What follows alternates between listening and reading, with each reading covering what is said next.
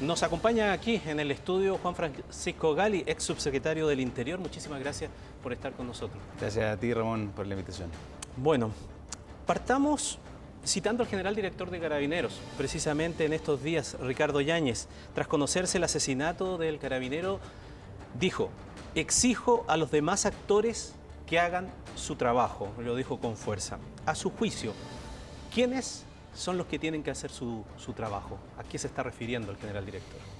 A ver, en primer lugar, lamentar, creo que es doloroso para todos, para la sociedad completa, que un carabinero fallezca en ejercicio de su cargo.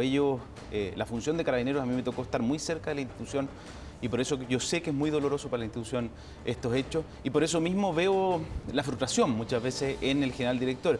¿A quién es el llamado? Yo creo que probablemente el llamado, en primer lugar, es a las autoridades de gobierno, a las autoridades políticas, de que realmente haya un respaldo a la institución de Carabineros que está arriesgando su vida por resguardar la seguridad de todos. Y eso yo creo que en los últimos minutos, ¿no es cierto?, en los últimos días, hemos visto un cambio de actitud en el gobierno frente a la realidad que se está viviendo en materia de seguridad, de mayor respaldo, pero creo que tanto los ciudadanos, y yo espero que no los carabineros, no le creen mucho este cambio de postura, ¿no es cierto?, de las autoridades políticas del actual gobierno cuando en el pasado tuvieron una postura completamente distinta. ¿Usted cree que en la evaluación que hace que esta autoridad en los 3 meses que lleva de gobierno no ha hecho bien ese trabajo de controlar o de enfrentar la seguridad pública? Yo te diría, Ramón, hay que separar dos cosas. En primer lugar, los números, lo que uno ve en los últimos 28 días han aumentado las cifras particularmente de delitos violentos. Pero en segundo lugar es la historia. ¿Cómo parte este gobierno en materia de seguridad?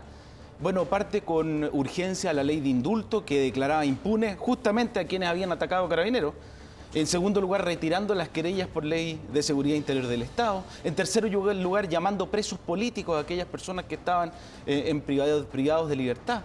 Entonces, yo creo que eso fue la respuesta más clara. Y no solo fue la partida del gobierno, Ramón. Fíjate que en los últimos días hemos tenido señales también equívocas. Yo creo que cuando uno ve, por ejemplo, a la senadora Campillay, que es la representante, la coordinadora de la mesa del gobierno en materia de reparación, juntarse con una persona que está privada de libertad, condenada a 15 años, Ramón, a 15 años. Pero ¿tú sabes por qué? Por intentar matar a una funcionaria de la PDI. Por atropellarla y casi dejarla inválida. Ella todavía está en recuperación, en rehabilitación. Bueno, ¿qué dijo la senadora Campillay, la coordinadora de la mesa del gobierno, cuando lo fue a visitar a la cárcel? Que habían irregularidades en su juicio, desprestigiando nuestro poder judicial como si lo hubieran condenado injustamente. Cuando en realidad lo que el mismo expediente señala es que esa persona había ido a saquear un supermercado. Frente a la llegada de la PDI, intentan evadir a la policía y en ese escape atropellan a una funcionaria de la PDI que pudiera haber muerto, pero que quedó con graves secuelas. Y después lo que uno ve, Ramón, mira, un segundo ejemplo muy claro.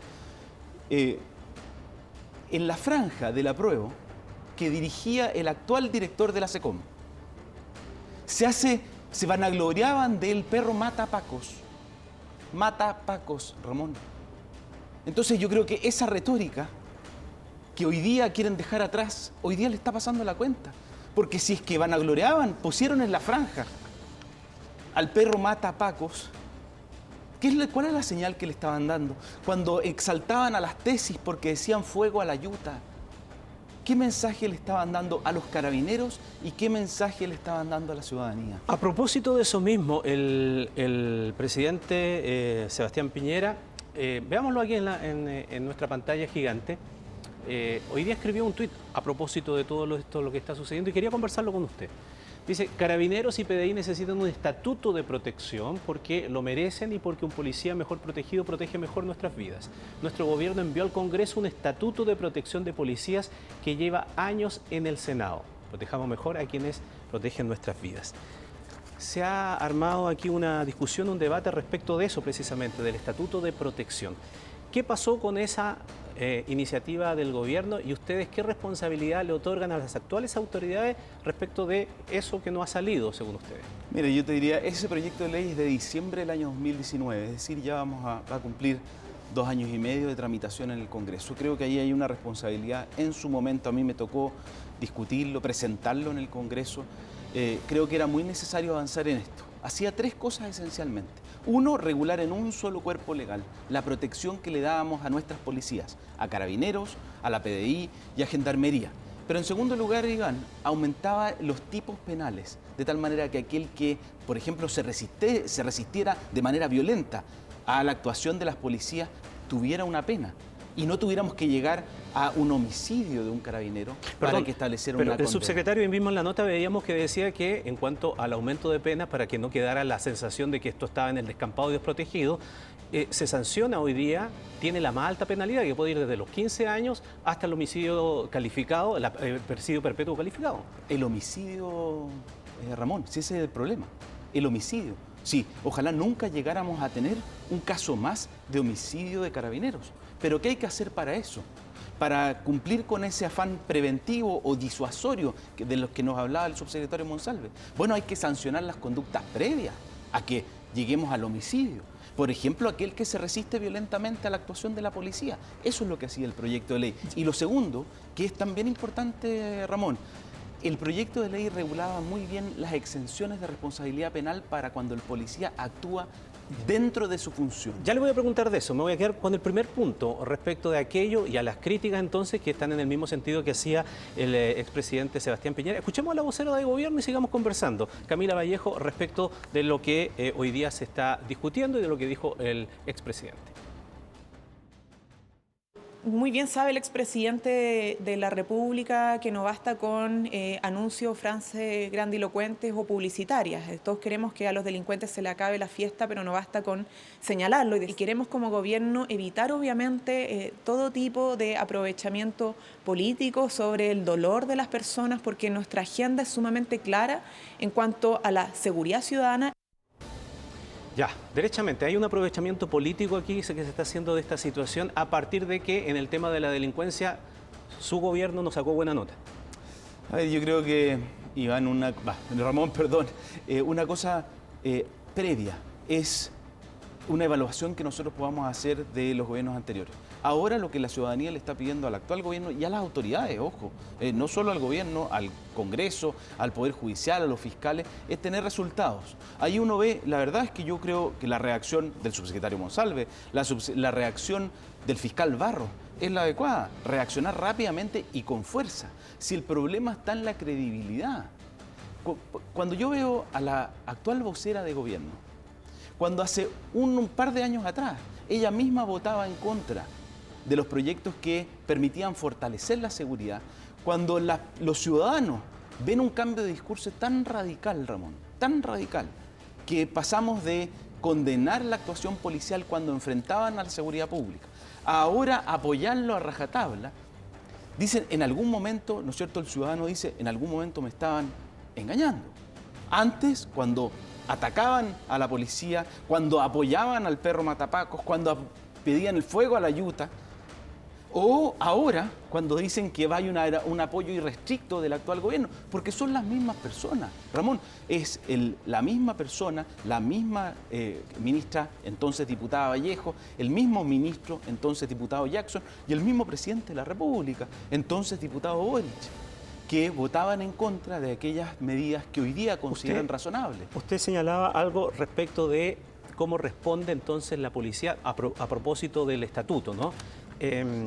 Lo quiero llevar a ese tema, pero antes quiero que escuchemos también una declaración del padre del carabinero asesinado que hace una contextualización y su punto de vista respecto de lo que hipotéticamente habría pasado si el carabinero hubiese disparado. Porque si mi hijo hoy día estuviera vivo y estuviéramos entre delincuentes, téngalo por seguro que mi hijo estaría en estos momentos siendo procesado por los derechos humanos y a lo mejor hasta separado de la institución. Y él pudo haber estado vivo, pero por cuidarse de todos los cuestionamientos que hoy día existen, mi hijo está muerto. ¿Usted diría que los carabineros hoy día están inhibidos de actuar? Mira, yo en eso yo no he visto inhibición por parte de Carabineros. Por el contrario, yo lo que veo es que Carabineros tiene la voluntad, se ha visto sometido a críticas muy feroces por parte de distintos actores políticos y aún así hay carabineros que todos los días salen a la calle y arriesgan su vida. Ahora, que necesitan reglas más claras, sin lugar a dudas. Para eso lo coloco y terminamos con eso porque se me acaba el tiempo. Lo del estatuto, usted decía que la posibilidad entonces de hacer uso de su arma de fuego y por lo tanto tuviesen una protección respecto de eso en los tribunales de justicia. Permítame decirle una sola cosa. Ese proyecto establecía eximir de responsabilidad penal a funcionarios que usan un arma de servicio en defensa propia o de un tercero a prestar auxilio.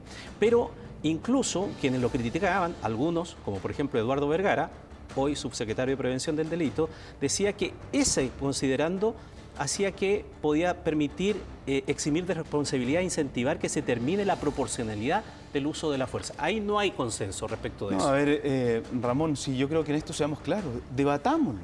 O sea, que sea el Congreso, las fuerzas políticas de todos los sectores políticos los que debatamos y le fijemos la regla súper clara a la policía. Si el problema es que hoy día no hay reglas claras. Fíjate que eso nosotros lo hicimos respecto del uso de la fuerza en el control del orden público. Actualizamos los protocolos, pero aún así no hay claridad respecto a que hasta dónde llega la punibilidad y cuándo empieza a ser dentro de la función. Y cuando tú me dices, obviamente, esto tiene que ser bajo los criterios que establecen los estándares de derechos humanos, proporcionalidad y necesariedad del uso de la fuerza. Pero esos son criterios abstractos. Hay que llevarlo, hay que pensar en ese carabinero que enfrenta a un delincuente armado o potencialmente armado o que le está amenazando su vida.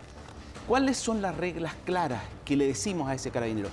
Hasta aquí usted puede actuar, de aquí, fuera de este marco, usted no puede actuar y lo que corresponde, en ese caso, usted estaría vulnerando derechos de las personas.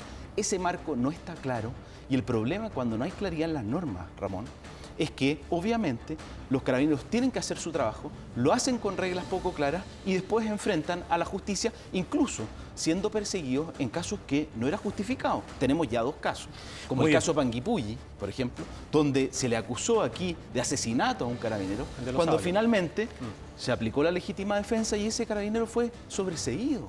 Entonces, ¿por qué? Porque no hay reglas claras y terminamos que los tribunales, caso a caso, determinen cuáles son las reglas que se aplican. Juan Francisco Gali, gracias por su tiempo con nosotros aquí en Tele 13. Muchas gracias.